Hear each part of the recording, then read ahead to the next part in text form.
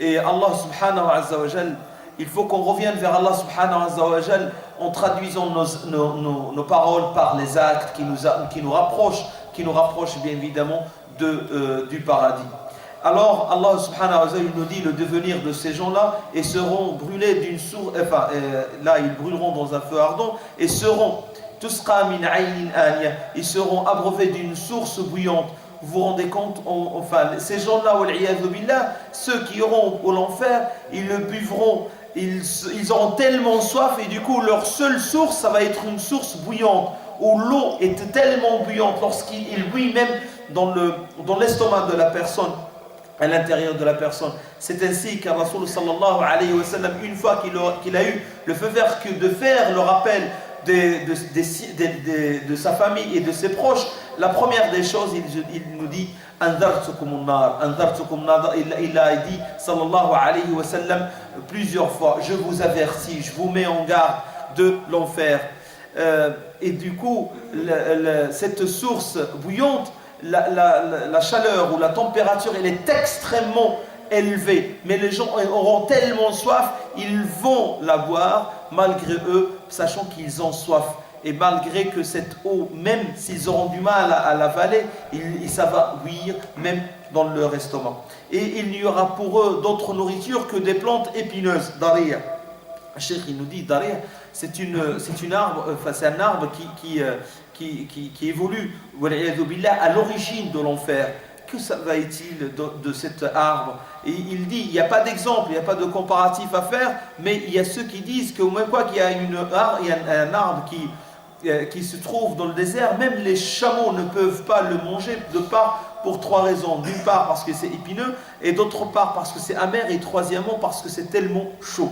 Et c'est quoi cette nourriture dont les gens de l'enfer, ils auront tellement besoin qu'ils n'engraissent pas et qui n'y apaisent la faim, qu'il ne fait il n'apporte aucun profit à la personne, il n'apaise pas la faim. Alors Cheikh, il termine par des conseils précieux, c'est qu'il faut qu'on endure contre la désobéissance d'Allah subhanahu wa ta'ala, de la même valeur, du même degré de notre amour du paradis. Et si on a bien pris conscience, il y a eu une prise de conscience de ce paysage-là, il faut qu'on retourne vers les siens, vers chacun, vers sa famille, afin d'avertir, afin de travailler, afin de remettre le pendule à l'heure, afin d'apporter une réponse positive à cette question qui est la question divine d'Allah subhanahu wa ta'ala. Hal ataka hadithul ghashiya. Est-ce que ce récit de l'enveloppante nous est parvenu? Certes, oh oui, il nous est parvenu, et de cela, il faut qu'on travaille pour ce jour-là. Alhamdulillah. اللهم صل على سيدنا محمد في الأولين وصل على سيدنا محمد في الآخرين وصل على سيدنا محمد في الملأ الأعلى إلى يوم الدين. اجعل اللهم جمعنا هذا جمعا مرحوما، واجعل اللهم تفرقنا من بعده سالما معصوما. لا تدع اللهم فينا ولا منا ولا بيننا ولا حولنا شقيا ولا محروما.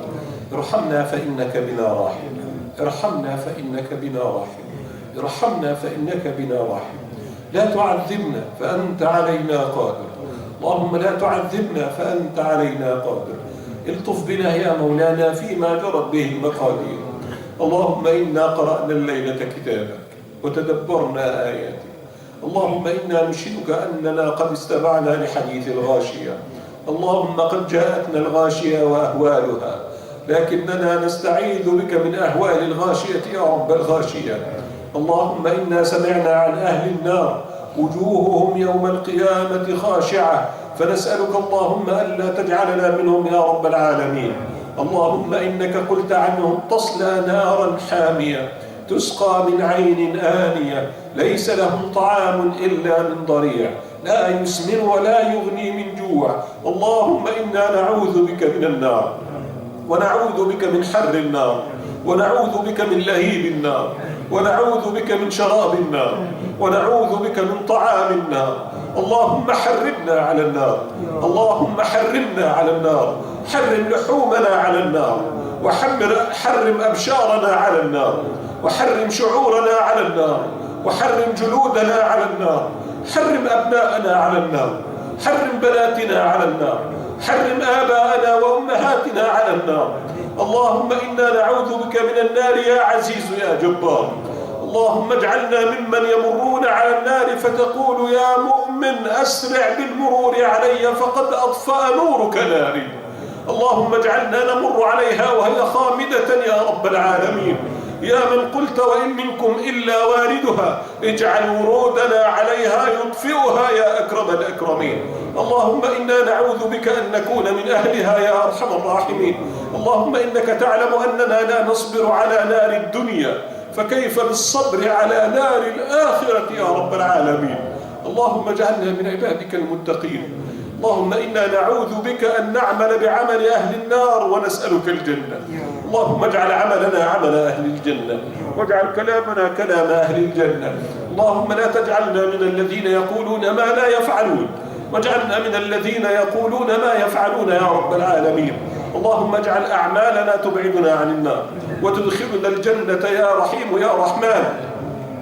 اللهم إنا نسألك أن تمتعنا بلذة النظر إلى وجهك الكريم. اللهم إذا أقررت أعين أهل الدنيا من الدنيا فأقر أعيننا يوم القيامة برؤيتك. اللهم نذر وجوهنا برؤيتك. قلت وقولك الحق وجوه يومئذ ناظرة إلى ربها ناظرة فنسألك النظرة بالنظر إلى وجهك الكريم يا رب العالمين. اللهم إنا نسألك أن تحسن ختامنا يا رب حسن الخاتمة. اللهم إنا نعوذ بك أن نعمل بعمل أهل الجنة الزمن الطويل حتى ما يكون بيننا وبين الجنة إلا ذراع ثم يسبق علينا القول فنعمل بعمل أهل النار فنموت فندخل النار. اللهم إنا نعوذ بك من ذلك يا رب. أحسن ختامنا يا رب. اجعل خير أعمالنا خواتيمها. اللهم اجعل خير أعمالنا خواتيمها وخير أيامنا يوم أن نلقاك. اللهم اجعل خير أيامنا يوم أن نلقاك وأغننا بفضلك عمن سواك. اللهم اجعل مجلسنا هذا مجلسا مباركا. اللهم إن أحبابنا جاءوا في ليلة باردة إلى بيت من بيوتك يرجون رحمتك ويخشون عذابك فأعطهم اللهم ما يرجون ونسألك اللهم أن تؤمنهم مما يخافون.